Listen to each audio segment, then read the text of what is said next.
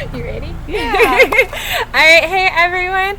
I am here with Lindsey. Hi. And Lindsey has been volunteering with us since about September, I think, is when you started officially, regularly. Mm-hmm. And she came to me one day and she's like, hey, Ellie, I think you texted me. I was in the States. And she's like, hey, when you get back, can I volunteer with you guys 2 days a week or something like that? And so I was like, Ellie, do you want me? I don't know anything. If you want me, you can have me. And so we have been so excited to have Lindsey here with us at Two Hands Ministry. And but I've been wanting to do this for a while and we haven't done it, to just introduce Lindsey to all of you. And so we're going to do just a really quick interview with her so that she can share a little bit about herself, about what she's been doing with the ministry, about what she's learned, and all of that stuff, so you can take a little bit of time and get to know Lindsey. So, Lindsey, why don't you start off with just telling us a little about yourself, where you're from, when you guys came to Honduras, about your family, just a little brief introduction. Yeah, okay, so I am from the great state of Texas, and I moved here with my husband Micah in 2020, so October of 2020, right before we had all these fun hurricanes and stuff. It was like a great that. time, if you guys remember all the posts.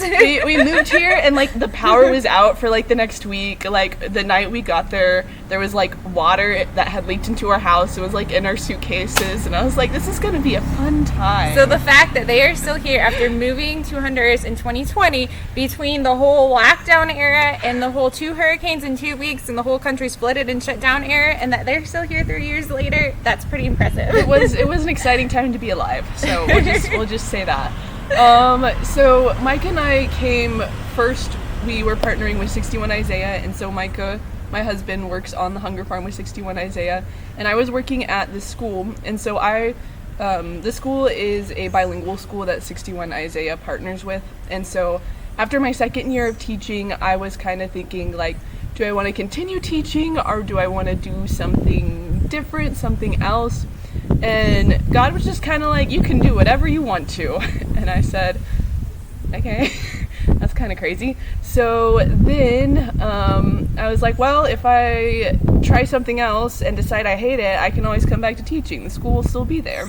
So then I was like, hey, Ellie, you need some help. And so at that point I had been, Ellie had invited me to come 2 Saturdays, and so I had been coming most Saturdays to hang out with the kids and do some sign language stuff. So I knew a couple of signs, some colors and numbers, and that was... Adonai, I think, taught you how to count to 100 when you had your foot bound up after a slight injury. And so I was here, why don't you teach her how to count to 100? And so that was her first sign language class, I think. Yeah, I learned how to count to 100, and he was pretty proud of himself for teaching me the numbers. It was good. But yeah, so then I was like, Ellie, do you need some help? And she was like, yeah, sure. I was like, great. Do I need help? And so here I am. All right.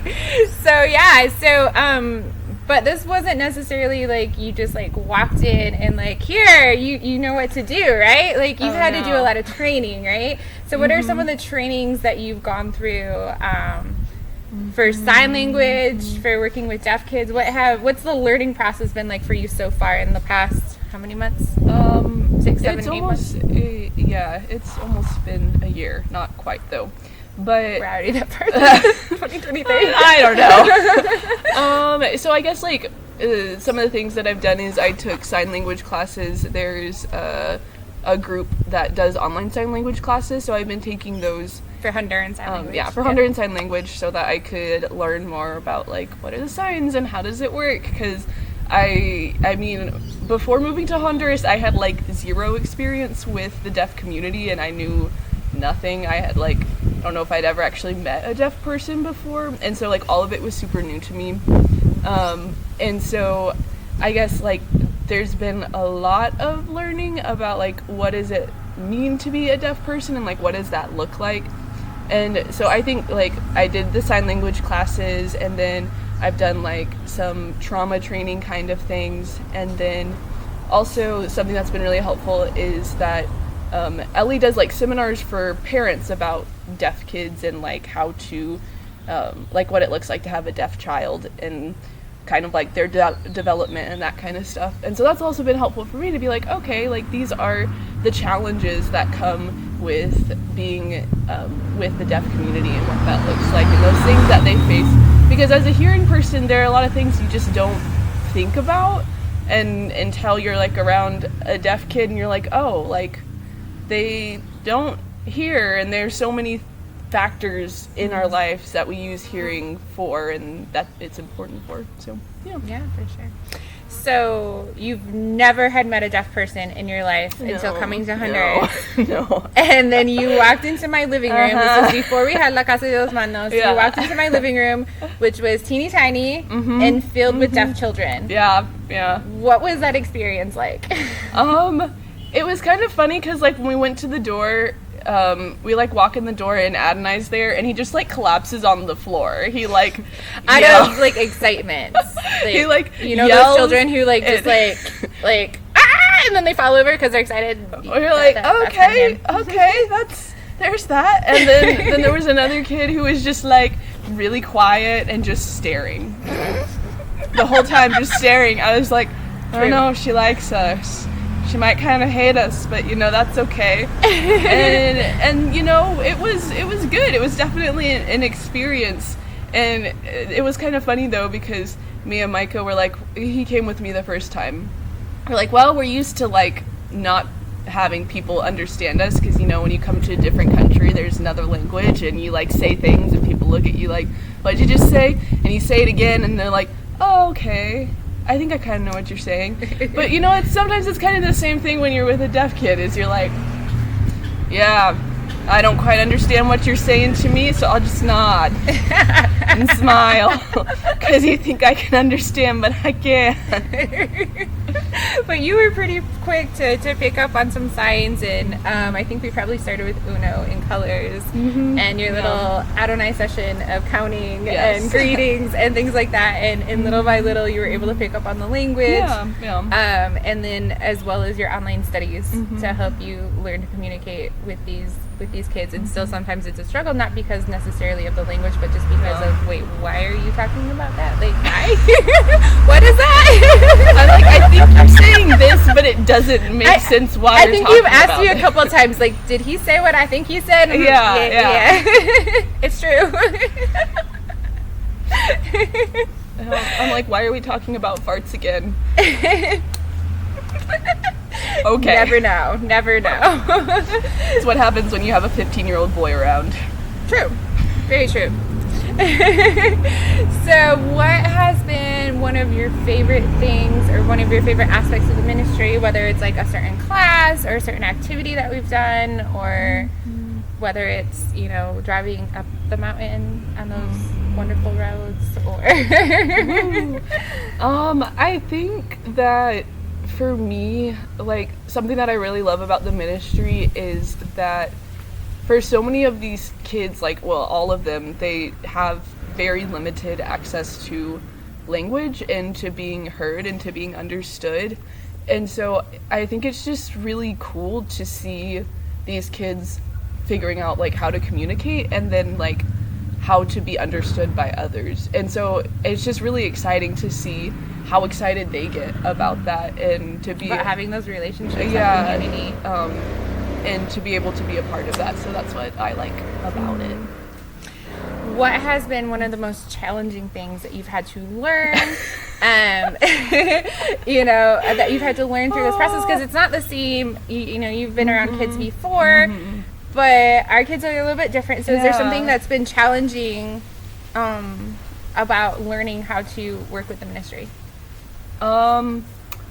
So about that, this one time, I was here and I got hit in the face by a rock, and it looked like I had been slightly punched, and there was a small child who, we're friends now, but I was not her friend at the time because she was throwing rocks, and throwing rocks, no big deal, but then she started throwing rocks at other kids, and I was like, okay, I can't do that. So I was trying to communicate to her that we don't throw rocks at friends, and she picks up a rock, she's like, bam! Hit me like right under my eye. I was like, okay, great. But it's been this process of learning that, like, for these kids, you have to be patient with them because they've lived so much of their life with like not being understood and not knowing how to communicate to be understood.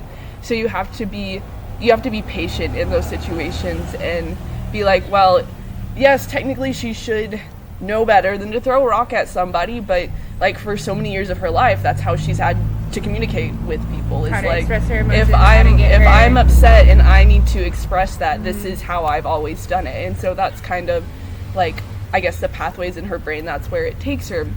And so you have to learn to like be patient and just like walk through those things with these kids to be like, because we don't just let them be like that, right? Like there was correction, there was training of helping her go that, but also that understanding of where she's come from and where this child has been over the past years of her life to help us understand how to navigate that better, right? Yeah, and just like to have that patience and be like, okay, like this is what happened, but we don't have to let that happen over and over again. And like in those situations, not to like overreact or like get angry. I'm like, okay, I just need to step away. We're just gonna step away. We'll come back to this later. But I think it's just a good thing to understand, and this can apply to like any kid. Is you just don't know the situations that they come from and the things that they struggle with, and you don't always understand where that behavior is coming from.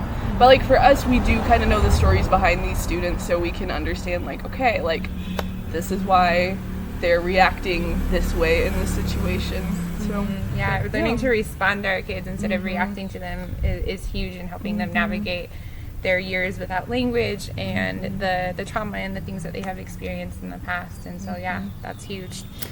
Okay, what would be one thing that you would want the supporters of the ministry to know about the ministry, about the kids, something unique?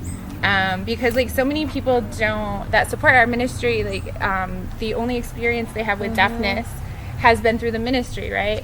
And there are others who support the ministry that are active in the deaf community, but so many who aren't, or who have not experienced the situation that we work with here, because we work with children who had no language. So this isn't the typical deaf child who learns language a little bit younger. We're working with, I mean, you've had the experience to meet adults that we have started teaching sign language for the first time in their late teens, in their 20s.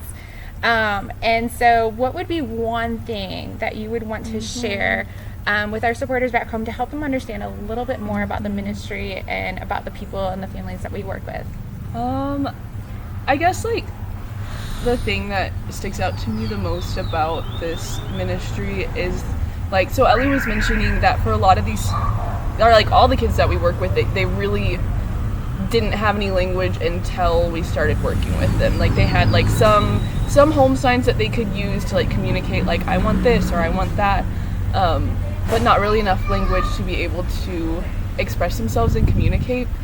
And with that, practicing with them and going to their houses and meeting up with them and sitting down and doing classes, as they're learning that language, like that's the only way that they're ever going to be able to understand the gospel, is because if they don't have that language and that foundation, then they're never going to be able to understand like who is Jesus and who is God, and like why did he die for us, and like why do I need to be saved. Like they can't even ask those questions because they don't know he exists, right? Until they're able to have that language to be like, oh, like this is why every Sunday we go to that place and I see somebody standing up on stage like blah, blah, blah, blah, blah. And people are just like waving their hands and doing something fun. Like I can't understand, I can't take part in it. But whenever they have that language, they can start to understand like this is why we do those things, and we can bring them into the kingdom, into the family of God, but like without having first taken the time to like teach them how to speak and how to relate to others, like they're never going to be able to understand the gospel. So absolutely, because if our communities don't communicate with us, if those like closest to us can't talk to us, how do we understand that? And they don't have the tools. They don't know the tools exist. Absolutely. Because like for some of these families that are out like up in the villages, they don't really have access to this kind of stuff. They don't really even know that this is an option until we meet them and we show them like what it looks like. Absolutely. Well, thank you so much, Lindsey. The kids love Lindsey, and we are so thankful to have her with us, and she has been instrumental in getting La Casa de los Manos up and running, being able to start our new programs this year in El Rodillito, and just to, as the ministry grows, it has been just a huge blessing to have her. So we are so thankful for her, and the children love her, and when she's gone, they constantly ask, when's Lindsey coming back? Is she back yet? She's gotten several phone calls when she's away.